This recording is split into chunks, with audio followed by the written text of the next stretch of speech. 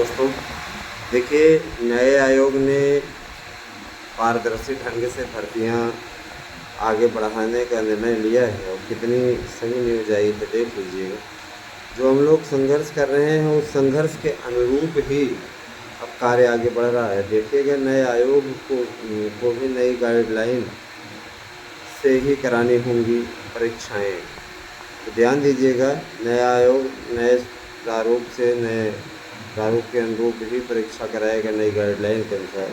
इसका मतलब ये नहीं कि पेपर का प्रश्न पत्र का स्वरूप बदल जाएगा, इसका अन्यथा अर्थ न निकालिएगा। भर्ती परीक्षाओं में पारदर्शिता के लिए शासन की ओर से गाइडलाइन के अनुरूप उत्तर प्रदेश शिक्षा सेवा चयन आयोग भी भर्ती परीक्षाएं करानी होगी। अच्छा, वो भी भर्ती परीक्षाएं करानी होगी, ठीक है। इसके लिए आयोग ने तैयारी शुरू कर दी है। इसी वजह से आयोग की लंबित भर्तियों की परीक्षा तिथि घोषित होने में देरी हो रही है। केंद्र निर्धारण से लेकर के प्रश्न पत्र छपवाए जाने तक नए आयोग को शासन की ओर से गाइडलाइन के अनुरूप बढ़ना होगा, जिसके तहत उत्तर प्रदेश लोक सेवा आयोग एवं अन्य भर्ती परीक्षाएं आयोजित की जाएंगी।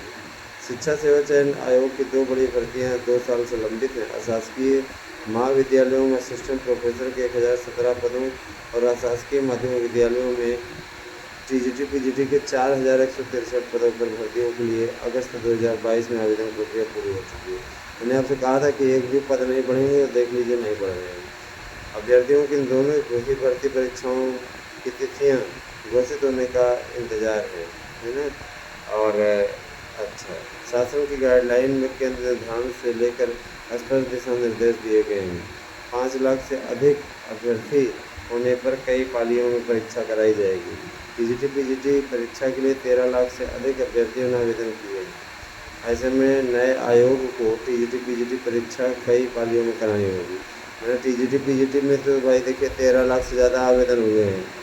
5 लाख अगर उससे अधिक अभ्यर्थी कई पाली परीक्षा की गाइडलाइन है, ताकि पारदर्शी ढंग से हो, है ना। प्रश्न पत्र भी कई प्रकार का छपेगा, सरल, है ना। हर एक प्रकार की प्रक्रिया रहेगी, मैंने जितना सरल कठिन वो रहेगा वैसे ही हर पेपर रहेगा। कई पालियों में होगा, आप भी तैयार हो जाइएगा। 1 हफ्ते तक पेपर आपका चलेगा। वहीं असिस्टेंट प्रोफेसर परीक्षा के लिए 1,14,000, मैंने एक दिन में टीजीटी पेपर नहीं ख़त्म होगा। टीजीटी पीजीटी का कई दिन चलेगा, क्योंकि इसमें कई लाख अभ्यर्थी, 13 लाख अभ्यर्थी। अच्छा, वहीं असिस्टेंट प्रोफेसर परीक्षा के लिए 1,14,000 अभ्यर्थियों ने आवेदन किए हैं। इस परीक्षा के लिए केंद्र और पाली निर्धारण को लेकर के ज़्यादा मशक्क़त नहीं करनी होगी, लेकिन गाइडलाइन में शामिल अन्य प्रावधानों का पालन तो करना ही होगा। जैसे प्रश्न पत्र प्रिंटिंग प्रेसों में अलग अलग छपवाए जाएंगे। इनमें से कौन सा प्रश्न पत्र वितरित किया जाएगा, यह परीक्षा शुरू होने के 5 घंटे पहले तय होगा। प्रश्न पत्रों के अतिरिक्त परीक्षा के लिए लोहे के बॉक्स में रखा जाएगा। नए आयोग को सभी भर्ती परीक्षाओं सीसीटीवी के माध्यम से लाइव स्ट्रीमिंग करानी होगी। इसके लिए कंट्रोल रूम भी स्थापित होगा। बड़ा पापड़ बेलेगी शासन। परीक्षार्थियों को केंद्र आवंटन भी नई गाइडलाइन का अनुरूप ही करना होगा। आयोग को 3 प्रकार की मार्कशीट तैयार करानी होगी, जिनमें एक आयोग रखेगा, दूसरा कोषागार में सुरक्षित रखी जाएगी, और तीसरा, ध्यान दीजिएगा, तीसरा अभ्यर्थी को दी जाएगी। प्रश्न पत्रों की पर सीरीज अंकित नहीं होगी, जैसे पहले ABCD अंकित होती थी, नहीं होगी, बल्कि बार कोड होंगे, ताकि किसी को भी सीरीज की जानकारी ना हो सके। आयोग में तो अब तक अस्थायी अध्यक्ष की नियुक्ति भी नहीं हुई है। अध्यक्ष की नियुक्ति होने तक आयोग से जुड़े सभी नीतिगत निर्णय अटके रहेंगे। आयोग के सूत्रों का कहना है कि नई गाइडलाइन के अनुरूप परीक्षा कराने के लिए शासन को पत्र भेज दिया गया है। अस्थायी अध्यक्ष की नियुक्ति होने के बाद परीक्षा संबंधी गतिविधियाँ तेजी पकड़ेंगी। तो देखिए दोस्तों, अध्यक्ष की जो स्थिति बन रही है, मैं उसके अनुसार आपको बता रहा हूँ। अध्यक्ष की नियुक्ति इस महीने के अंत तक हो जाएगी, घबराने की ज़रूरत नहीं है, ठीक है। लेकिन जिस तरीके से बातें आगे बढ़ रही हैं, उसको देखते हुए मैं स्पष्टता आपसे कह देना चाहता हूँ कि आप तैयारी करते रहें। परीक्षा की तिथियाँ इसी मंथ तक, जैसे ही अध्यक्ष नियुक्त होंगे वैसे ही आधिकारिक तौर पे आ जाएंगे। वैसे मैं बता रहा हूँ सितंबर में आपकी परीक्षाएं हो जाएंगी। तो आपके पास में समय अगर देखा जाए तो अगस्त महीना ही बचा है तैयारी के लिए, क्योंकि देखिए आपके पास में बहाना भी नहीं रहेगा उस समय, बहाना भी नहीं रहेगा। आप ये बहाना अगर बनाना चाहते हो हमें तो 60 दिन पढ़ने को नहीं मिला, पिछली बार भी ऐसा ही हुआ था, है ना। कतिपय लोगों ने बहुत माथापच्ची की थी कि समय मिल जाए, लेकिन हुआ नहीं ऐसा कुछ। तो समझ जाइए, सारी चीज़ें ये हैं। और दूसरी चीज़ ये कि देखिए, अगर कोई ये कहता है हम परीक्षा टलवा देंगे, हम ये कर देंगे, वो कर देंगे, सावधान रहिएगा, ऐसा कुछ भी नहीं है और न ही ऐसा कोई कुछ कर सकता है, ठीक है। हाँ, जो चीज़ें हैं वो हैं और मनमानी तरीके से कोई कुछ भी नहीं कर सकता है। आजकल एक रैकेट तेज़ी से फैला हुआ है, उससे ज़रा सावधान रहें। बालिकाओं के लिए फ़िलहाल मैं कहूँगा कि आजकल वो एक बिजनेस लोगों ने चला रखा है, ध्यान दीजिएगा, सावधान रहने की ज़रूरत है। मसलन ये कि आप मान लीजिए रात में किसी प्रकार का, रात या दिन में कोई प्राइवेट वीडियो देख रहे हैं, है ना, तो आजकल जालसाज चले हुए हैं, वो आपके यहाँ आपके नंबर को प्राप्त करके आपके पास में मैसेज भेज दे रहे हैं कि ऐसे वीडियो देख रही हो, पापा को बता दूंगा। तो उसके एवज में वो पैसे मांग रहे हैं, तो सावधान रहिएगा ऐसे लोगों से, है ना। और उनसे सीधे तरह बोल दीजिए कि हाँ जाके बता दो, है ना, जो उखाड़ना उखाड़ लो, तुम होते कौन हो भाई। ये निजता है और निजता पे बदतमीजी वास्तव में बर्दाश्त नहीं। निजता निजता होती है, कोई किसी की भी निजता हो। हालांकि इस प्रकार के वीडियो नहीं देखने चाहिए, इसका मैं समर्थन नहीं करता हूँ, लेकिन इतना ज़रूर जान लीजिए दोस्तों कि हर कुछ, है ना, हर कुछ अपने हिसाब से तो नहीं हो सकता। देखिए, ये क्या कहते हैं, जो बाबा है वहाँ का, हाथरस का फर्जी बाबा, भोले बाबा बना हुआ है, पाखंडी, बगदार पे बोला बाबा होने को कौन टाल सकता है, जो आया है जाना है, तो तुम भी चले जाओ। अब आश्चर्यजनक रूप से ऐसे लोगों को अभी तक सरकार बचा करके रखी हुई है, हैं? इस प्रकार के अपराध पर भी बचा हुआ है ना। तो इतना ज़रूर जान लीजिए कि इनके खिलाफ़ कड़ी कार्रवाई होनी चाहिए। 12 साल बाद आश्रम आए भोले बाबा, भक्तों ने बनाई दूरी, भक्तों से बनाई दूरी, भक्त हैं। अरे ये यूपी पुलिस का एक सिपाही था जो कि छेड़छाड़ के आरोप में सस्पेंड हो गया था, जाके बाबा बन गया है। धन्य हो प्रजातंत्र। इस तरीके के जाहिल कहाँ से कहाँ पहुँच गए। हिमाचल और उत्तराखंड में 4 दिन भारी बारिश के आसार, पर्यटकों को चेतावनी। केवल उत्तर प्रदेश में नहीं बारिश हो रही सही से, कई कई जिलों में हो भी रही है, यहाँ पे नहीं हो रही है। बहुत ही विकट स्थिति है। प्रयागराज में तो इसमें एकदम निकले हुए हैं, साफ है मौसम, है ना। सुरक्षा प्रशासन ने सुधार पर बातचीत के लिए प्रतिबद्ध, 2 बड़े देश व समूह जो भी हो। फिर बैडमिंटन का एक खेल लगा दिया हुआ है और चलता रहता है। देखिए सब पूरे सारी चीज़ें हैं। और अब आप लोग तैयार हो जाइए अच्छी तरीके से, जिससे कि भर्तियों का आपका कार्यक्रम आ जाए अच्छे से, और अपनी तैयारियों को आप दीजिए अंतिम रूप, ठीक है ना। अंतिम रूप दीजिए। दैनिक जागरण भी देख लेते हैं, कुछ अगर होगा तो आपको बताया जाएगा। और देखिए, अमेरिका के राष्ट्रपति बाइडेन कोरोना पॉजिटिव। तो कोरोना हमेशा हो रहा है। और मैं आप लोगों को और ये भी कहना चाहूँगा दोस्तों, देखिए शिक्षकों की भर्ती के लिए थोड़ा सा आप लोग सही से तैयारी करते रहें। स्नातक का तीसरा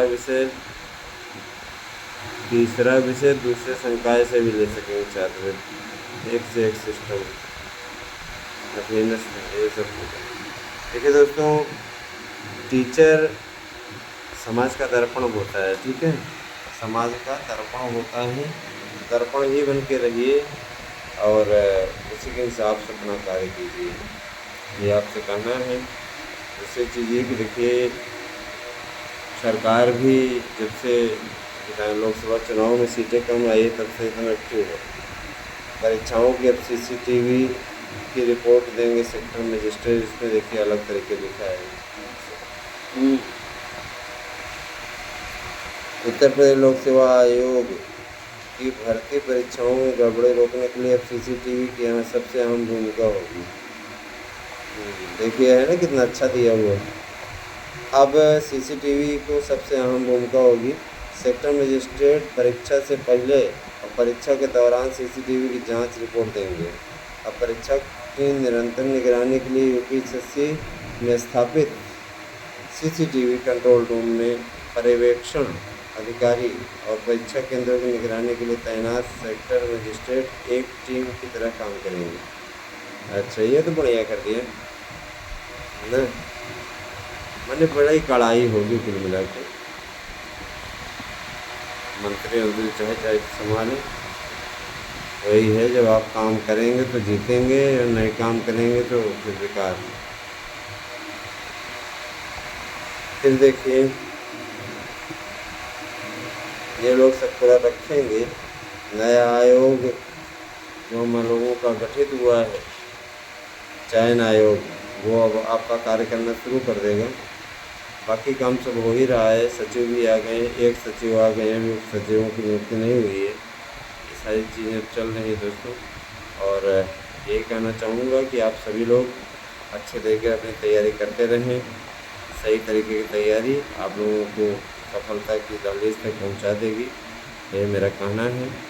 बने रहे हमारे साथ में दोस्तों। और जो भी चीज़ें होंगी, अगर आपको हमारे नोट्स लेने हैं, निश्चित सफलता अर्जित करनी है ना, तो आप लोग नोट्स प्राप्त कर लीजिए 8115998001 पे व्हाट्सएप करके अपना एड्रेस पिन कोड सहित दीजिए और अपना नोट्स बुक कीजिए। धन्यवाद। आप सही दिन शुभ।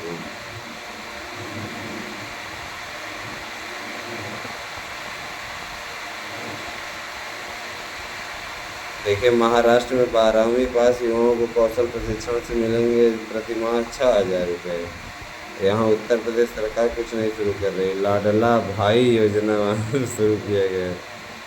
ठीक है, करना चाहिए छात्रों को प्रोत्साहन के लिए, सरकारों को प्रयास करना चाहिए, ऐसा मेरा भी मानना है। कम से कम जो युवा हैं उनके लिए आवश्यक है उनको उन्हें कुछ राशि मिले तो वो भी एक बार उनकी हिम्मत बढ़ेगी।